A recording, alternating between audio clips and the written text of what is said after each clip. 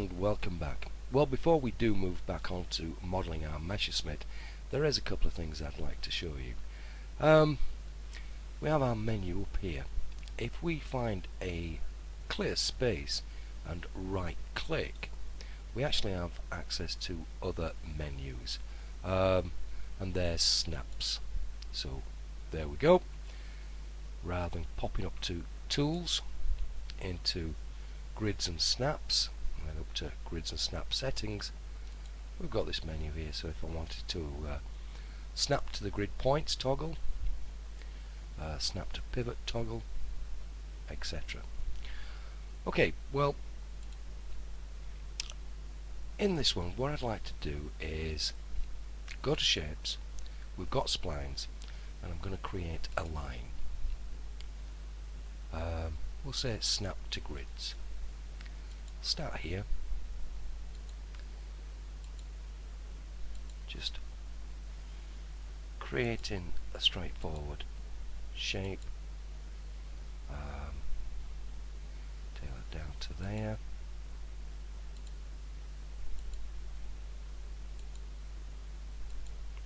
and we'll end it there. Close the spline. I'm going to say yes. Okay, now I'm going to turn off snap to grid. Let's right click on the spline,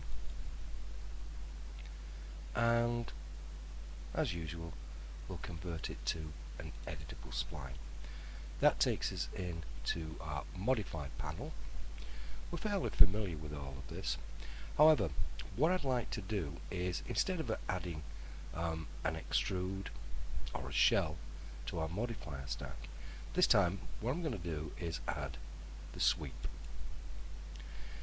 Now there you go, we've added the sweep, and as we can see we have, well, an I bar. Well, I'd actually call that an RSJ, but it's an I bar. But they've got it down here as a wide flange.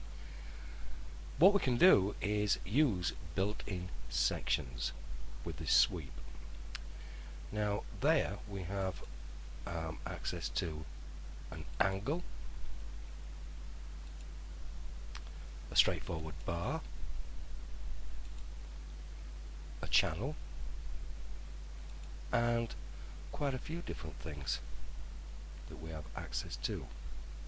And of course, if we go up to the parameters, we can modify these as well. Look at the length.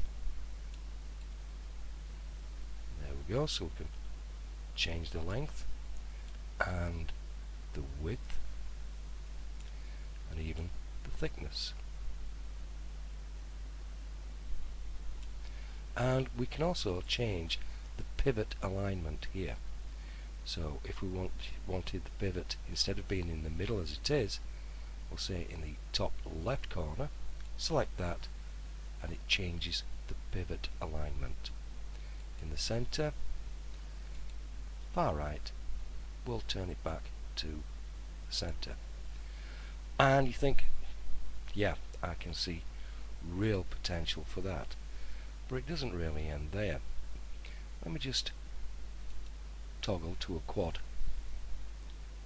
viewport, and I'm just going to zoom in a little bit here, because about there what I'd like to do is go back to our create. I'm going to create another line, spline, start it here, and that shape there. What I'm doing is just creating, well, any kind of a shape at the moment. Set that there and put that one down there. Right click to end it. Let's convert it to an editable spline. Whilst it's there, let's have a look at vertices.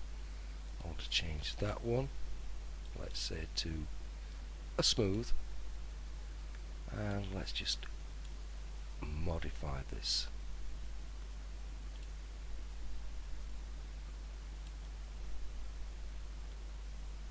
There we go. Okay, now go back up to line. Now if we go back and select our RSJ, or that particular spline there with that sweep on. It's in channel mode at the moment, but well, the shape I wanted isn't there. What I wanted was the shape of this profile here. Okay, so I can say use custom selection. Click on pick there, and then I can pick line 2. And there we go. Let me just open this up now.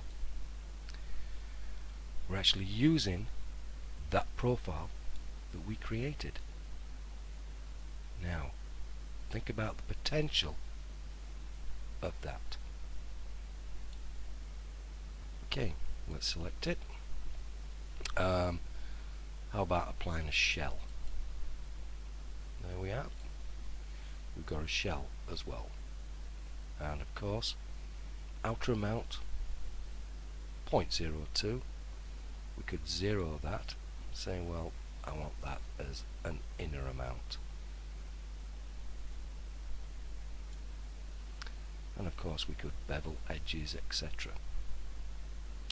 And then we could say, yeah, I'm quite happy with that, so let's convert it to an editable poly, and there we go. We could then select line 2 here, delete that, it's no longer required. So that's sweep. What else could we do with splines? Let's open our 4 viewports for a moment. Let's go and select another line. Let's have a look.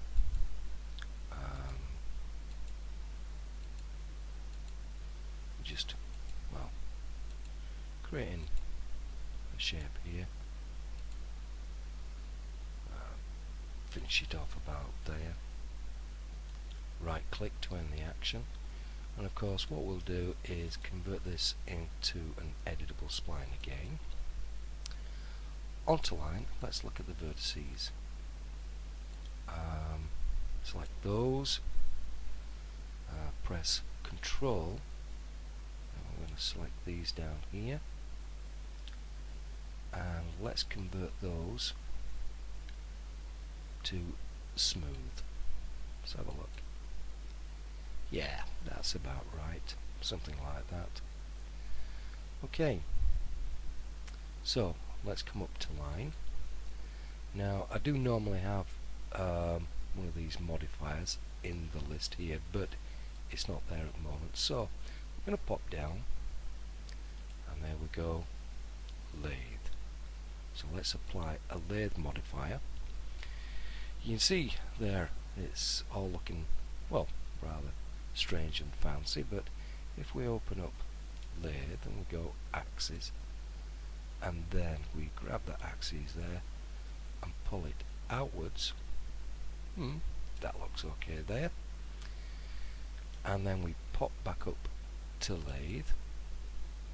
What I'm going to do is on this one we're going to collapse it down to an editable poly.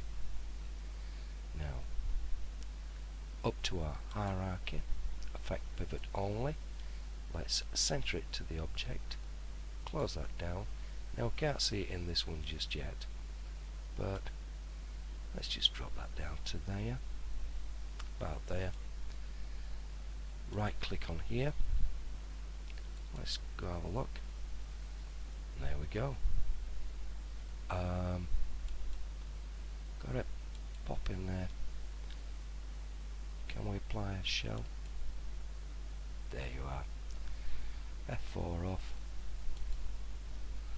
So, I mean, we've created quite a bit of complex geometry there with hardly any real work at all. Okay, well, I think we'll call that it for this session, and I'll catch you later.